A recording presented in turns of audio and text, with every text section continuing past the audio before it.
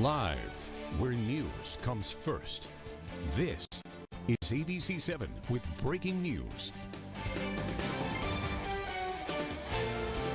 Good afternoon, and thank you for joining us for this special coverage. You are looking live right now at the El Paso International Airport, where Air Force One has just touched down within the last couple of minutes. President Biden is officially now wheels down here in El Paso.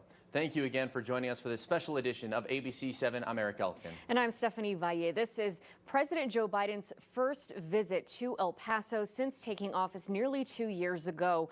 He has been asked repeatedly to come to the border to see the situation for himself, the migration crisis that we are witnessing in El Paso as it becomes the epicenter of the migration crisis along the border. Again, this is just live right now, watching Air Force One touchdown in El Paso at the El Paso International Airport. He's expected to make a tour of certain areas of El Paso and meet with officials. And also, we're getting word just minutes ago that Governor Greg Abbott will be greeting him at the airport tonight or today. And that stop will include, at least as in terms of what we know at this hour, he is expected to visit the Bridge of the Americas after making a press availability here once he deplanes Air Force One, and then go to the County Processing Center right next to the airport off of Montana. But you can see he has just touched down. He was originally scheduled to arrive around 12:45 and be here for 3 hours, departing at 3:45 before he makes his way down to Mexico City, where he will meet with both President Andres Lopez Obrador in Mexico, as well as Prime Minister Justin Trudeau of Canada, to talk about migration and have a summit there. That is where he will head after. He was expected to be here for 3 hours, but as you can see, he is here approximately 15-20 minutes early. But those are the two scheduled stops that we are made aware of, according to White House officials at this time. However, there, of course, in these visits, sometimes there can be some impromptu added stops. Sometimes, obviously, there's a very safety is always the utmost concern for the president.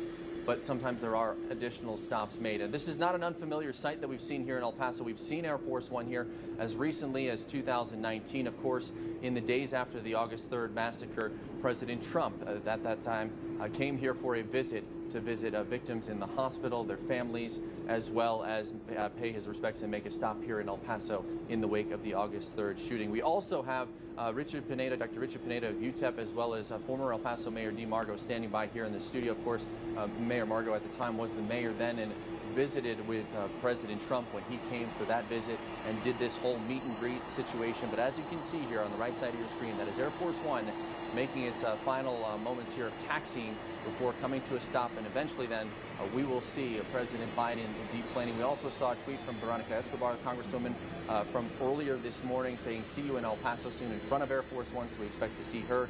And as you touched on, Stephanie, we expect to see Governor Greg Abbott there waiting to greet President Trump and President Biden, I should say. And he's obviously been very critical, both on social media and on network news outlets, of his handling of the border, and it has been a very contentious relationship there, but we'll at least see, I imagine, the pleasantries there, and then we'll see what happens from there. And of course, both parties have been critical of the president and the vice president's handling of migration along the border. Like I mentioned earlier, El Paso has become the epicenter. We have seen just in the fiscal year of 2023, since October, it's been more than 160,000 migrant encounters in the El Paso sector, which is El Paso as well as New Mexico. That makes up a quarter of all the migrant encounters along the southern border just since October. Those numbers just coming out from Customs and Border Protection days ago.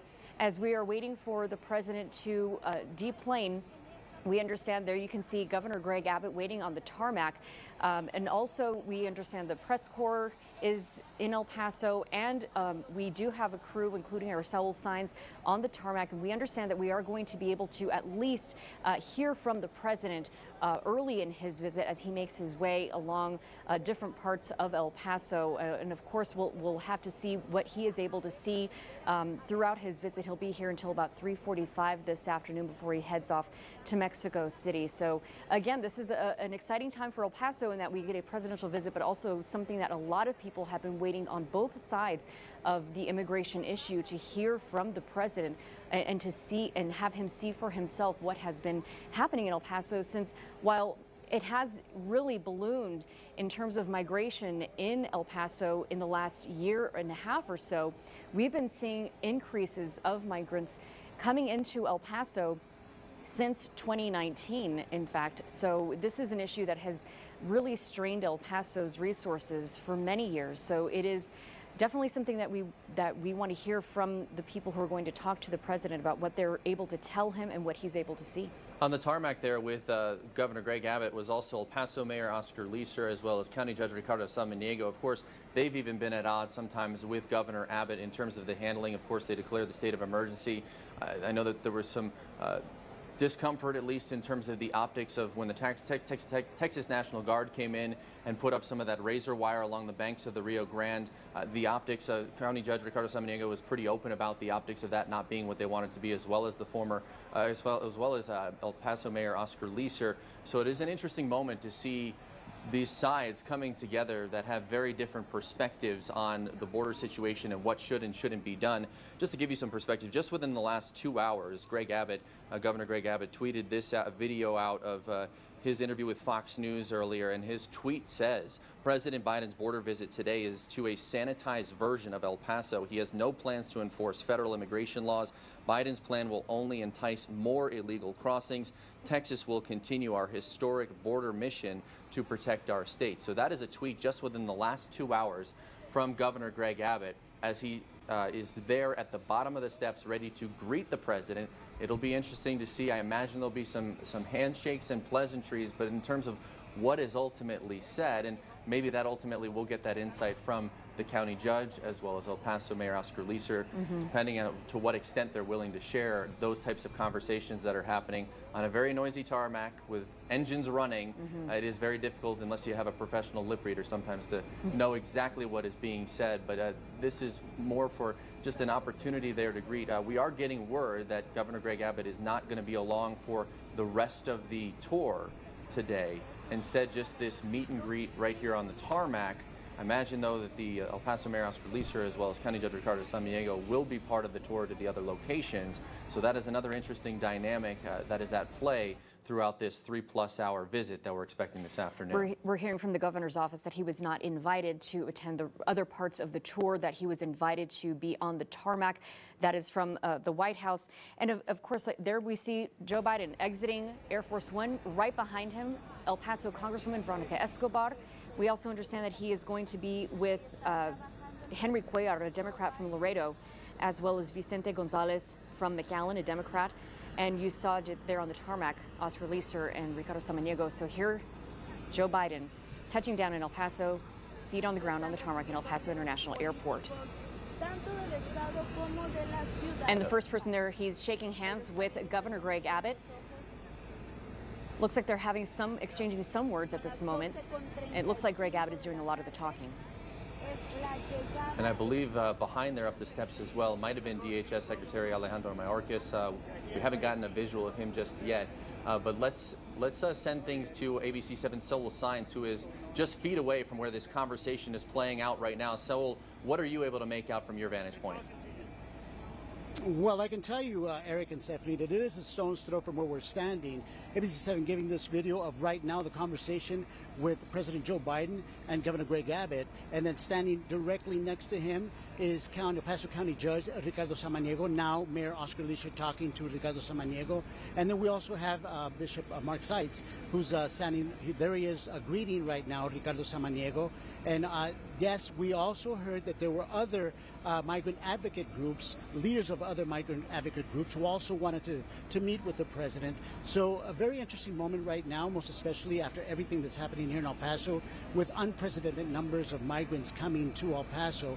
The largest number of encounters along Texas city borders, we should point out. So very interesting. We know that President Biden spoke earlier before he departed about the reasons that he wanted to come down. He wanted to see exactly what sort of support CBP and Border Patrol agents need as these numbers of migrants coming to our area, to the borderland in general, are increasing. We can only, obviously, I can't read lips, but he is having a conversation with all three local leaders, County Judge Ricardo Samaniego, Mayor Leisure, and Bishop Mark Seitz. He is getting ready to move over to talk to Mark Seitz.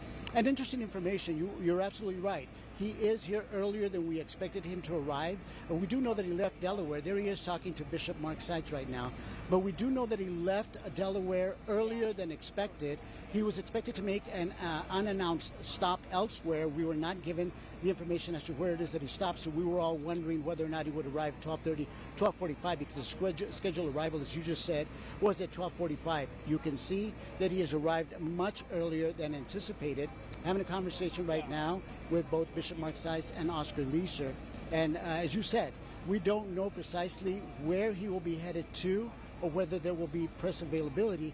We were hoping there would be press availability here. We'll do everything in our power to try to get some sort of comment from either the President, Governor Greg Abbott, Ricardo Samaniego, County Judge Ricardo Samaniego, and the Mayor. So this is what we're witnessing right now. We do know that the press corps, the White House press corps, is also standing to the side. There's a hug there from Veronica Escobar, hugging both County Judge Ricardo Samaniego and Oscar Leisure. And now Mark Seitz is actually getting into the presidential vehicle right now, commonly known as the Beast. We can only imagine that he will be riding with the president to wherever destination they'll be getting to after this. We do know that also Health and Secretary Alejandro Mayorkas was also scheduled to arrive with the president. And so that's what we're witnessing right now. We're waiting to see what comes of this presidential visit, if any changes will be made along the border. Back to you, Eric and Stephanie. Okay, Saul, we could see that just when President Biden got off the plane, he was able to speak at length with Mayor Oscar Leisure. A lot of Oscar Leisure doing the talking, as well as with Bishop Mark Seitz. And Oscar Leisure even saw him slide over and join that conversation. And it looks as though the president was hearing them, at least. It wasn't just like a shaking hands and moving on. There was a lot of interaction, and he was appearing to listen to them. And then we see Mark Seitz get into the vehicle. And Dr. Pineda, you mentioned that is an optic that is underscoring what the purpose of this visit is. Yeah, that's right. It's significant that the bishop is in the car with the president. I mean, the bishop has been one of the leading voices nationally on immigration reform. Certainly this underscores the significance of this being a humanitarian issue, and I think that framing, the role that the Catholic Church has played in El Paso, along with other churches, I think this already sets the tone for a very different visit than I think people expected. And something that he was criticized for, President Biden, was not making this visit until now. Senator John Cornyn the other day said that he's excited about him finally making his trip to the border, but saying that he doesn't want it to be merely a photo op. But former El Paso Mayor DeMargo also joining us. There's no question that politics are at play. We just saw that play out there a moment ago. Even just reading body language, not body language expert per se, but it doesn't take an expert to. Governor Abbott. Let's listen in. I know okay, Sol is trying to get Governor Abbott Abbott to say something here. Governor Abbott, yes, Governor Abbott is headed our way. And we'd like to ask him a few questions. What the substance of that interview was. I gave the president a letter from me to him outlining the chaos that his refusal to enforce the border laws has caused in the state of Texas. I told him how thousands of Texans have lost their lives, that tens of thousands of Texans have had their lives destroyed by his open border policies. But most importantly, I provided to him something that he asked for. The president asked for solutions from Republicans. In the letter that I gave him, I provided 5 solutions that already exist under current United States law. All we ask the president to do is to enforce these 5 standards under American law already. If he does that, he will make enormous strides in securing our border and eliminating the illegal immigration so they can get back to the pathway of dealing with legal immigration in the United States. What did the president have to say? The president is here in El Paso. Listen. The president who caused the chaos of the border needed to be here. It just so happens he's 2 years and about $20 billion too late. he needs to step up and take swift action, including reimbursing the state of Texas for the money that we spent, but providing more resources for the federal government to do its job. Also, this is for nothing but for show unless he begins to enforce the immigration laws already that exist in the United States of America that are contained in the letter that are provided to the president today. How did the president respond to you? He said he wanted to work with us on it. So he was pretty cordial. Yeah, he was cordial. Do you expect to meet with him personally after this? We'll see what happens. See, here's the deal. He's never called me to talk to me about the immigration issue. Now I provided him a letter that provides tangible, concrete solutions that will stop illegal immigration. And I expect him to call to me, and that's what Secretary Mayorkas also said. The president also announced earlier in the week some changes to immigration policy. Are you satisfied with those changes? Those changes will probably do nothing more than entice more illegal immigration. You have to implement the policies in my letter to stop illegal immigration and to begin on the process that what he wants to work on. But that first starts with detaining those who are here illegally, as opposed to letting them go on an amnesty program. It means deporting those who cross the border illegally between the points of entry. It means doing what the federal courts have ordered him to do, which is to implement the Remain in Mexico policy as well as the Title 42 policy, and going back and continuing to build the border wall in the state of Texas using the taxpayer money already dedicated to building that border wall. Will you encourage him to keep Title 42 in place? Not only do I encourage it, we were part of the lawsuit forcing the federal governments to require him to do it. It's more than encouragement. He is required as president by the laws to maintain Title 42 in place and enforce it. Will you ask for more money to be sent to Texas to handle this unprecedented surge? 100%. Texas desperately needs more money. I know the Republicans in the U.S. House have committed to providing Texas the money that we need. We just finished over the past 2 years spending $4 billion of Texas taxpayer dollars for Texas to fill the gap caused by the Biden administration. We're starting a session this next week that we will add another $4 billion to secure the border. Will you continue busing migrants to other cities? We are not just Texas, but the city of El Paso, the governor of Colorado, governors of other states, and leaders of other communities. We are removing migrants from our communities because we don't have the capability of handling them. Self-declared sanctuary cities with massive resources like New York, Chicago, and Washington, D.C., they have the capacity to deal with this. Far more than El Paso, but even far more than Del Rio and Eagle Pass and all the other tiny communities along the border that are being overwhelmed by the president's illegal policies that are turning this into an open border situation. Do you mind if I ask you what's in the letter? Sure. What's in the letter is I start by telling him that he's 2 years and about $20 billion too late, and then I urge him in the letter to see the real chaos, what everybody here may already know, and that is that there were thousands of migrants sleeping on the streets in El Paso that have been cleaned up in the past few days. And I asked him to go see the areas where we have these mass migration crossings and go visit with the people who own property and live on the border whose lives have been totally disrupted. And then I said, you, Mr. President, you have a job to do, and that is to enforce the immigration laws already on the books. And I outlined 5 ways in that letter of what he can do right now without any new law having to be passed. What are they?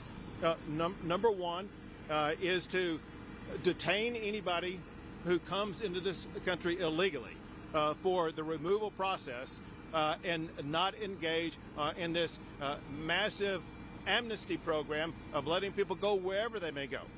Number two is to restart the deportation process that ICE is already authorized to do to remove from our country anybody who comes here illegally. Number three is to stop people from violating U.S. law by crossing across the border between the ports of entry.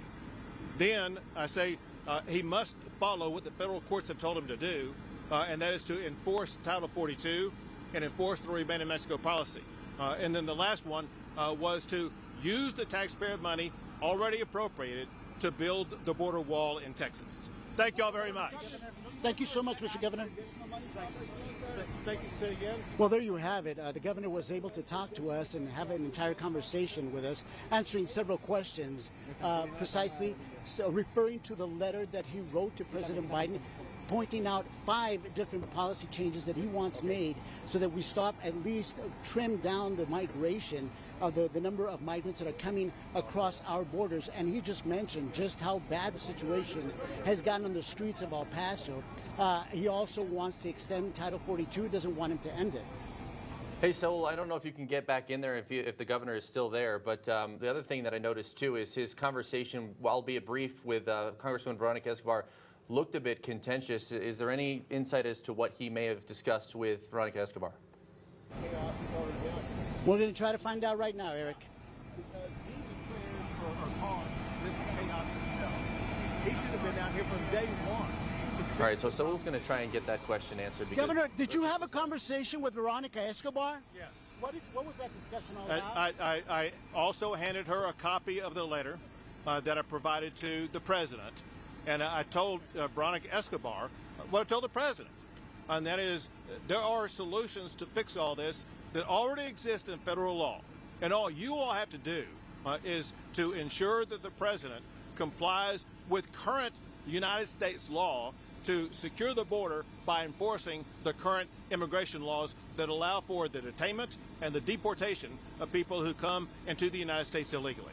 Thank y'all very much. Well, there you have it. We just answered your question there, Eric. We did ask him. We were able to see logically when he was talking to Congresswoman Veronica Escobar, but we didn't know exactly what that conversation entailed. You just heard from Governor Greg Abbott, precisely what that conversation entailed. He was simply handing over that very same letter that I asked him about that he gave to President Biden. We asked for the content of that letter, and apparently it's the very same letter that he shared with Veronica Escobar. Yes, it did seem contentious, but at the same time, he was able to let us know that there was a conversation, not just merely a contentious exchange of words, but rather the information detailed in that one letter where he has 5 points that he wants the president to meet. And he says, according to Governor Greg Abbott, all this can be resolved if they just simply follow precisely what is in that letter. So one thing that we were unable to get is whether or not the governor will be touring with the president himself.